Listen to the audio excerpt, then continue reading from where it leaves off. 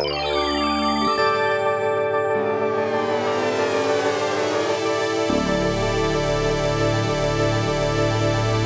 to Art Salon. I'm Ellie Shore. I'm thrilled to have Sarah Knouse here today. I think everyone in this room has seen her work and has separately and personally fallen in love with it. Every show that I've seen you in, you've taken a best in show. That's what happens with Sarah's work. It just captures people's imagination. Sarah has a master's in fine art from Hunter College in New York and has worked as an interior designer, which I found very interesting because it adds another whole level of understanding to this very interesting, strange work that she produces, using all kinds of materials, from fiber to resin and found objects, all kinds of wonderful things that she combines into sometimes very large and really amazing sculptures. She has shown nationally and internationally quite a bit, and I'm thrilled to have her here, Sarah Knouse. Thank you. Okay, I get my fancy clicker. First of all, thank you so much for having me tonight. I want to thank Ellie for that fantastic introduction. Very kind of you. I know this is being recorded, so if I could just edit that out and like play it on headphones as I fall asleep every night, that would be really fantastic to hear that introduction. And thank you as well to Jerry. I'm going to say that I'm new to Florida. I moved here about 4 years ago after receiving my master's in fine arts from Hunter College. Before that, I was doing some post-baccalaureate work, working in the sculpture lab at Bucknell University, and before that I received my BFA from Penn State University. The thing that moved me down here was a really fantastic job. Right now, when I'm not making sculpture, I am teaching sculpture at Oxbridge Academy. I'm the chair of the visual arts department there, and I also teach classes in wood and metalworking, ceramics, sewing and fiber art, and mixed media sculpture. So hopefully you'll see a little bit of those techniques traveling through my work. So I'm going to be talking about a body of work that began developing, that you guys probably know me for. I'll call it the string work, that began developing within the past 5 to 7 years or so. This is the oldest piece I'm going to show you, from 2009. And at the time, I was really interested in pushing the boundaries of the materials that I was working with. I was working with fiber and attempting to make these pieces that existed almost like drawings in space, and experimenting with ideas of portraiture, and especially absence and presence. I was dealing with a little bit of death in my life at the time, actually, and I was really asking myself, what is the definition of presence? What does it mean for someone to have a lasting effect in your life? Just because someone's gone, does it mean that they are no longer influencing my life? So I set out to make this sort of hollow shell or hollow husk or second skin of this body. And the way that it's made is I make a fiberglass cast, actually, of a human form. And one by one, I take this thread and I make kind of a second casting of it, or sort of a drawing that hangs in space. There are a couple dualities happening here in addition to absence and presence. I'm also thinking a lot about chaos and control, about structure and sort of flailing, about something being perhaps masculine or feminine in some ways. So this investigation, after experimenting with some human forms, I wanted to take this drawing in space idea and apply it to some more rigid architectural forms. This piece is entitled Cage. It references kind of the rib cage, or our body as a container for life, or a cage, and also starts to reference the domestic interior, which is certainly the materials that I'm using to make these works. This is also the first piece where kind of a spill or an impact with a real life object starts to take place. So this cage kind of comes down, impacts with this pedestal that I have made, and starts to dissipate. And that moment in this sculpture really started to influence a little bit of my ideas and my aesthetic, this introduction of like the real concrete object. Then I started alluding a little bit more to the domestic environment, pulling some objects like shag carpeting and wooden tables that come from my kind of middle-class suburban upbringing, and making these lucid dreams that anchor off of these objects. So we see here this ram's head piece that's hosted by a table that kind of comes out of it, and the legs of the table kind of become the legs of the animal. Another work here. Also the start of some animal iconography that I would start using in my work. So it's almost like this object or this doily that's poised on it is like blowing a hollow bubble that is the apparition of this ram's head. Here's a little snapshot of my process when I'm making these pieces. This was taken a couple years back when I was building this piece at VCU, Virginia Commonwealth University. I was doing a summer residency in their sculpture program. And a lot of people think, hey, there goes Sarah Knouse. There's that lady that works with thread. But actually, a lot of other materials go into making these sculptures that nobody gets to see. So to make this ram's piece, I sculpted the head of the ram in clay, made a rubber mold of it, cast wax into that, sculpted some horns in foam. The cage work is actually originally built from wood. And of course, this piece is fiberglass. So after all of that work and all of that toil, these physical memories that hang in space are the only things to remain, these kind of strange apparitions. The final work in the start of this series, I'm starting to think a lot more about our relationships to our objects that we find in the home. I was reading this really cool social anthropologist called Daniel Miller.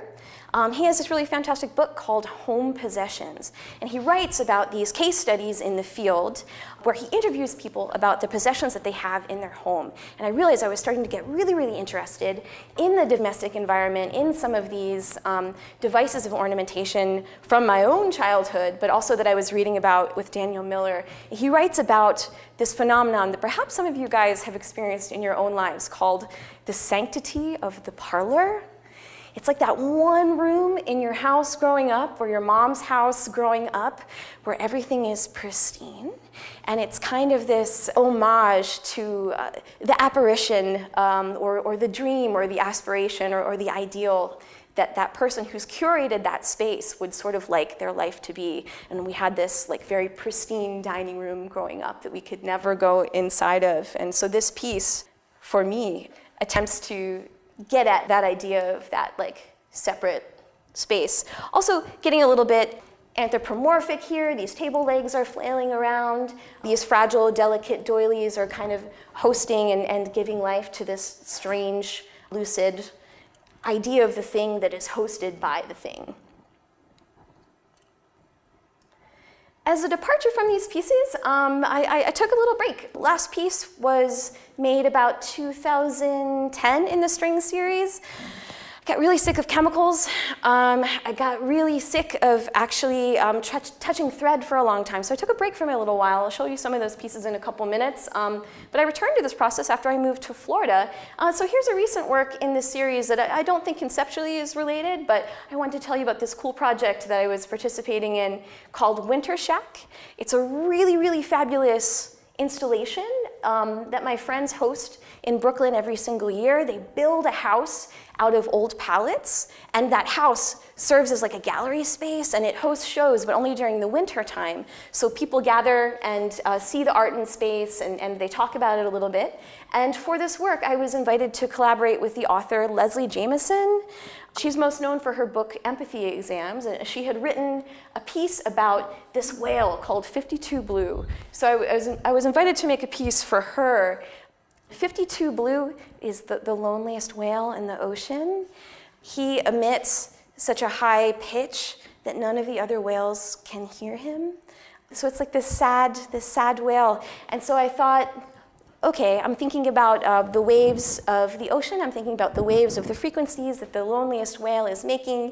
I'm going to return to this string process to make this final sculpture here. And so the creature underneath is sculpted by me using foam. And here is Leslie Jamison coming to give a talk about the piece inside the Winter Shack. I mention this because if you're living in West Palm Beach, perhaps you have seen Signal House, which is kind of the sister project to this that we brought down last year.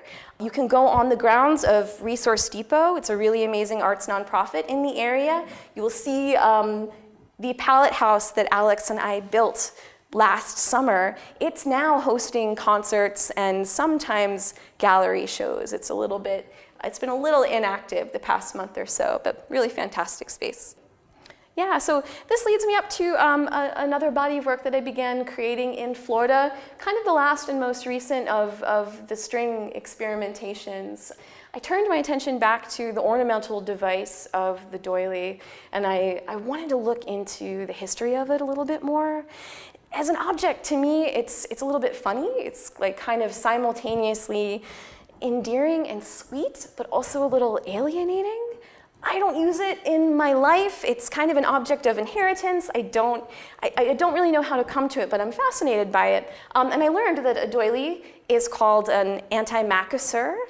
And some of us may know that its job, basically, is to cover and coat like the finer things in life and to absorb the oils and the dead skin cells and the hair and just like the messiness of being human and protect our finer properties and our finer romantic ideas about how we want to live and who we want to be. And I just felt like, doily, this is such a big task for such a small piece.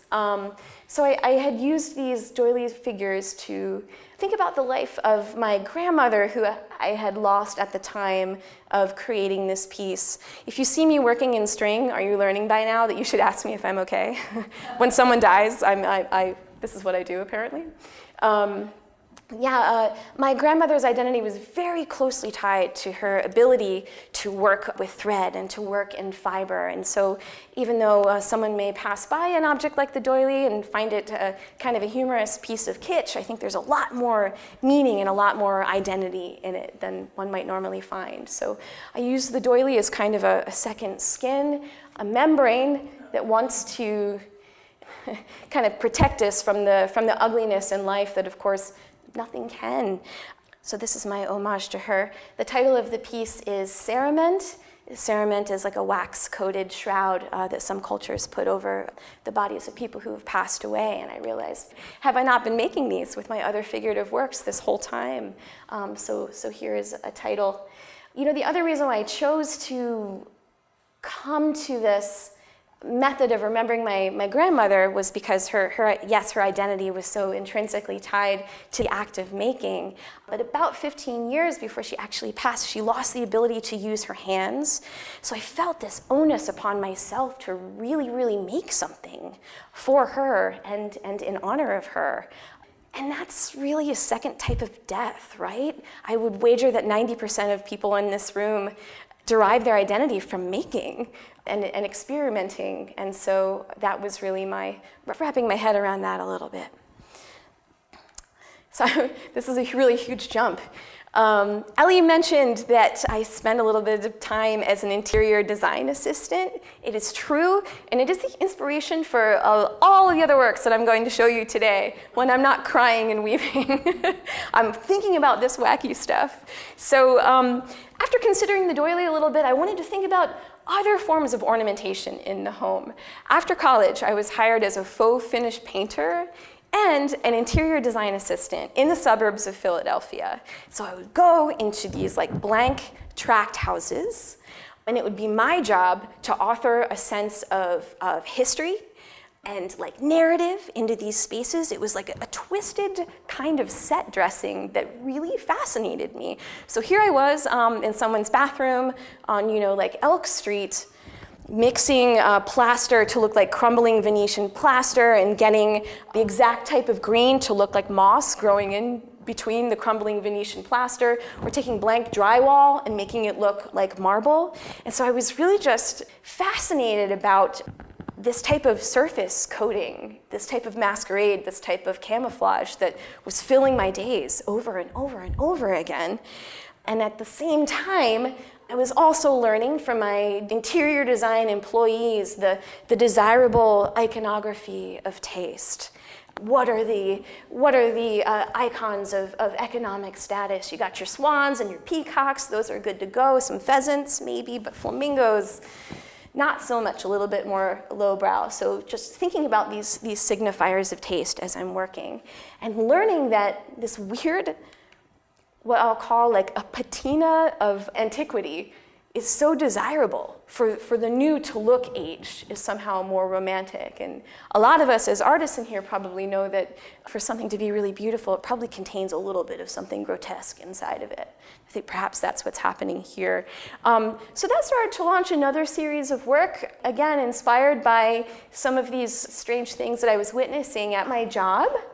This piece, I was really thinking about the relationship between ornament and the structure that it is meant to encase or decorate, and attempting to extract the fat from the meat, if you will. These are frames taken from thrift stores, so they were plastic, already masquerading as these gilt, fine, golden picture frames. I was able to take molds of them and manipulate them as though they're kind of wilting and gathering and or fleeting or rotting and kind of falling over a little bit. I got a call from my mom a couple days ago as I was getting ready to give this presentation, and she had just gone and seen some paintings at the Barnes collection in Philadelphia. And I was like, Mom, who did you see? And she was like, I don't remember. But the frames, Sarah, the frames were so beautiful. I was like, oh. So I think I could erase all 50 of my slides and just make one slide that says Mommy, ? And we'd be done a lot faster.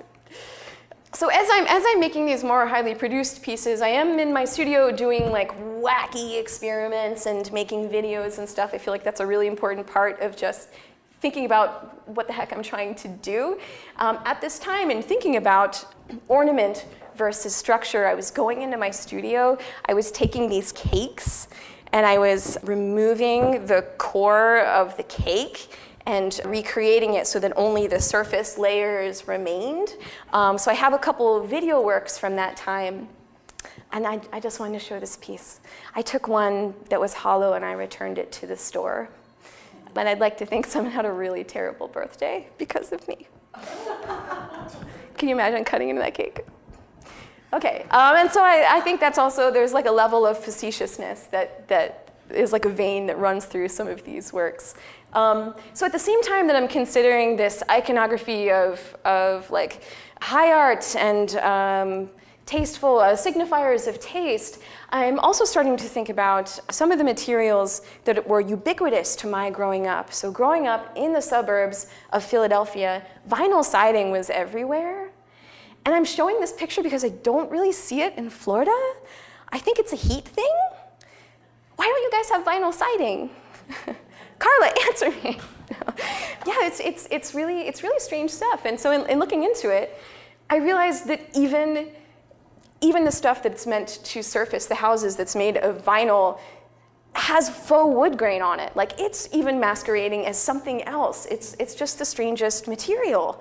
You can have blue wood paneling. So I was really fascinated by this stuff, and these are kind of my neighborhoods growing up, but this is actually an image of Levittown, which is just the icon of post-World War II American dream housing, grid after grid after grid of homes. And as I grew up, this was sort of my experience. And maybe you see a contrast developing now. You see these kind of blank homes and something else happening inside. As I grew up, when we would have birthday parties and stuff, everyone would always go to the wrong house. They'd go to the house 2 houses before us because their door was painted mulberry, and our door was painted burgundy, and their vinyl siding was cream, and our vinyl siding was off-white. So this was sort of the repetition, the monotony of my upbringing. So I attempted to take this material, vinyl siding, and really give a nod to this desire to make your home life and your interior personal surroundings more malleable, and also to instill a sense of high drama into your home life, like I was attempting to do for clients with this interior design job. Because after all, if there is this sense of a theater of the home, let's make a curtain for it. Let's make this kind of Baroque move, dramatic move here. So I was able to heat and manipulate this material to make this folded curtain and to make this strange plastic chandelier that accompanies it. And there's a story behind this chandelier. This came from another study of Daniel Miller's. He was interviewing one of his case studies, a woman who was talking about an experience she had had in her home.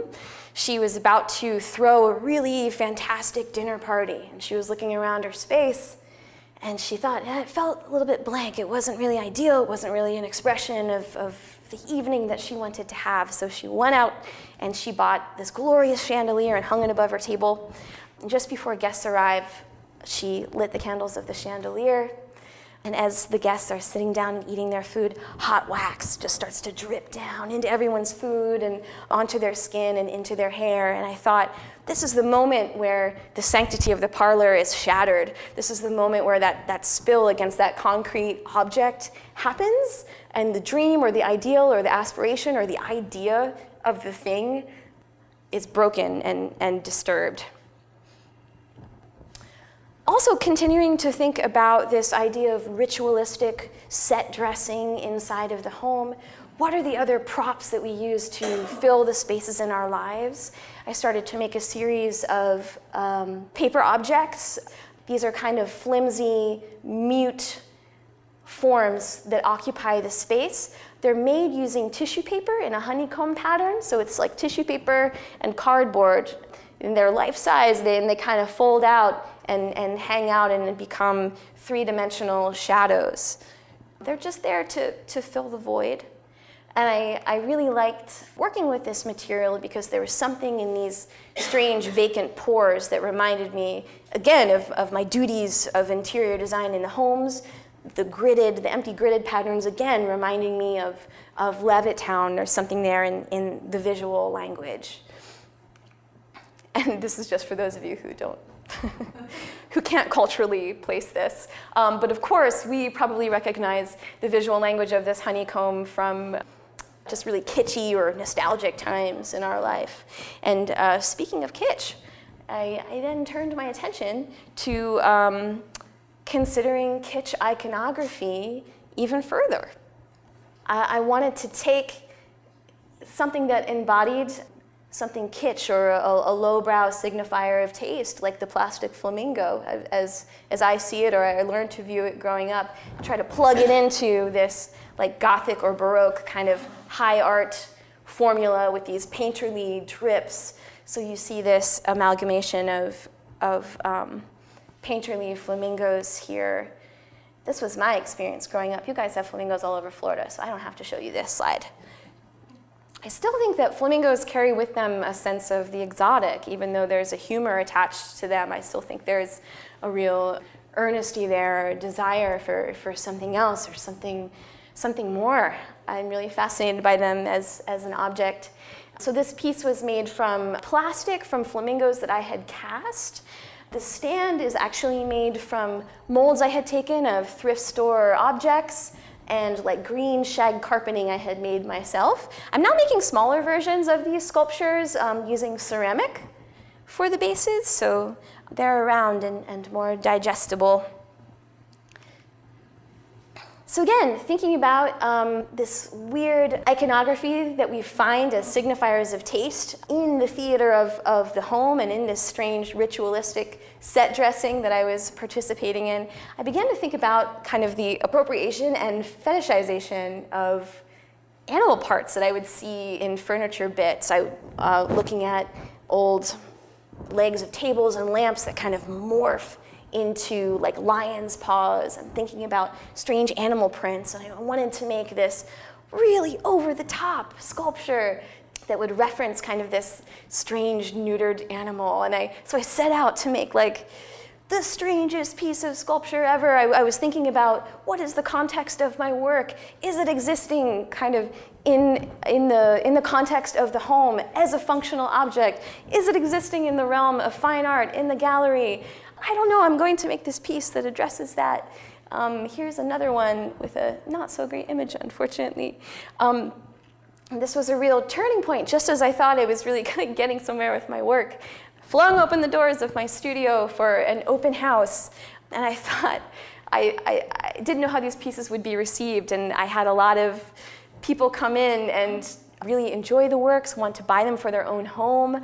I had a representative from the Christie's auction house from their graduate program come and interview me to proposed that this work be like adopted by some of the people at Christie's, and so this system, this variety of art that I thought I was like completely aping, I had just played like right into it, and that was a bummer, and that was really really kind of funny to me.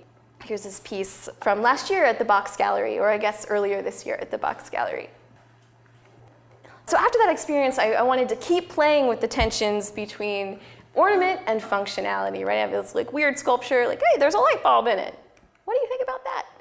And so now I wanted to really turn up the volume on ornament and really subvert the function of these objects. And again, reading some case studies, reading more of some social anthropology, and thinking about this interesting like problem of the antique, how the acquisition of antiques in our life, we're buying more than an object, we're buying a strange narrative that we can also change, but it's like a ghost that kind of comes with that object. And another work in that series.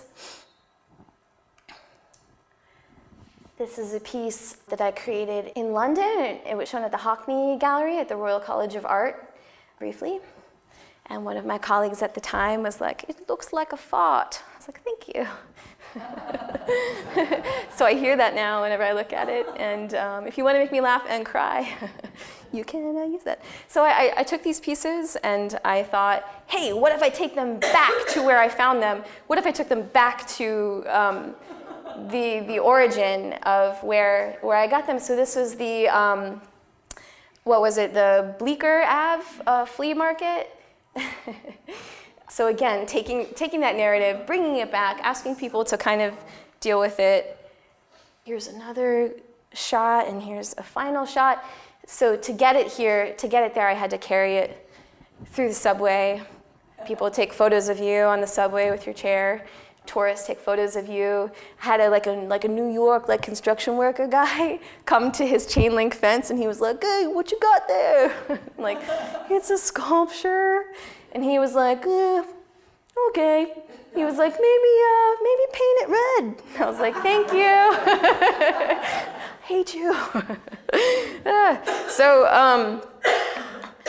after these weird kind of semi-experience with Christie's and the New York construction worker-y guy, and ornament versus function, and problematic ideas of objects in our home, I decided, Sarah, when you go back into your studio next, you're just going to embrace this idea of yourself as like a madcap furniture designer. Don't think about art versus home possessions anymore. You're going to make just a really strange object that attempts to straddle the line between environment and object.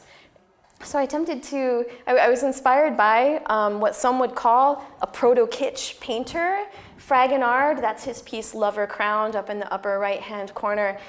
Fragonard, very, very romantic guy, very sappy. His brush strokes, really, they don't even reference foliage at some point. You really can't tell where the clouds end and the leaves begin. And I wanted that kind of sensibility in my work. And so I set out to make this strange, over-the-top object that starts to fold in on itself. So here's my Fragonard chair that I built. It's a little over 12 feet tall, and it rises up into the sky there. For this piece, I started with a tiny little stool in the bottom. That was my found object, and then I picked up a bunch of books on furniture upholstery, looked at the pictures, and threw them away.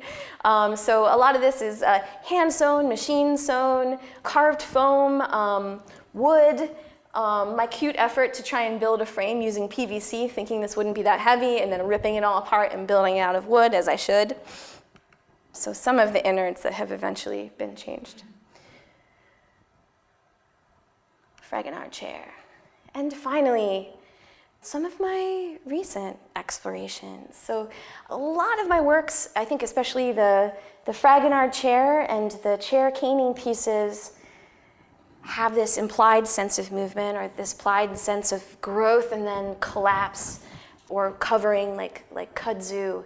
And I thought, well, why am I implying this sense of movement? Let me try and see if I can actually get it in some of my works. I started doing things like working with motors and Arduino programming to build. I built a wall that is covered with wallpaper that sprouts flowers out of the wallpaper. There's a really long video of it. I didn't bring it today. I began building tables with tablecloth that hosts string, but the string that hangs off like fringe is on a timer, so it feeds out of the table like 1/8 of an inch every couple of minutes, so it grows like hair over time. And then I started experimenting with crystals to start to just really overtake these objects. I was thinking a lot about the home as a dwelling, and then that got me thinking about caves, and I started thinking about accumulation and what is this equation? What dripping mineral water is to stalagmite in a cave as what is to my desire to accumulate these ornamental objects in the home. So I became fascinated not only with the aesthetics, but just this sense of growth and overtaking and constant movement. And that's what started to guide some of these accumulations. This is built from plaster and found objects. And in my research a little bit into caves, I began learning that there's all this kind of domestic nomenclature that is tied to caves. So for example, when you have a series of stalactites kind of clinging to the wall, in this fashion it's called a drapery. If you have a stalactite that meets a stalagmite, that is called a column. And if you have a very robust hanging stalactite, that is called a chandelier. And I was like, well, I have certainly made some of these things. Maybe this is where I ought to be poking around. So I started to make some of these assemblages and cover them with this crystal growth stuff. So these are found objects and cast plaster, and the thread is being used as like a travel mechanism to help the crystals blossom over the pieces and just kind of let it swell and overtake it. This is the most successful version of those pieces where the crystal formation is taking it over the course of a couple weeks' time. Using the crystals and using these objects is kind of a play on the idea of Rococo, coming off of the Fragonard chair. Rococo root words, rock or shell, so thinking of these mineral deposits is kind of a callback to some of my earlier interests here. Also at the time, looking at Juste Aurel Meissonier. I really love Meissonier. Some of his pieces actually exist in silver, but I'm most fascinated by his drawings. I think his drawings really kind of get to the heart of an object so heavily laden with ornamentation that it becomes a dream. And I feel like as Meissonier is sketching these things, he doesn't even quite know how they work. Like, you're telling me that he knows how this leg is coming down and is attached to the other leg. He's kind of defying the laws of physics. So I'm kind of thinking of some of my lucid dreaming with my string work, these things that I facetiously attempt to make strings stand up in real time. I feel like I have a little bit of a kinship with Meissonier. I'm kind of fascinated with his moves. So attempting to steal some of his moves maybe a little bit with some of these crystal growth sculptures. And as Ellie knows, this exists as a video, as well, a stop motion video of these objects growing and clouding and cauliflowering with the crystals, and then the crystals receding.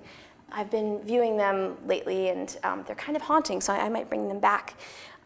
And now I'm attempting to combine all of these sensibilities together. I'm attempting to get these kind of strange accumulations, fragments of architecture, and pieces of interior ornament collected together. I'm not sure where I'm going with it, but right now I'm building works toward a show that is coming to Georgia College in 2018. It'll be opening up in February, so some really fantastic things to show you after that time. And I think that is it. Thank you.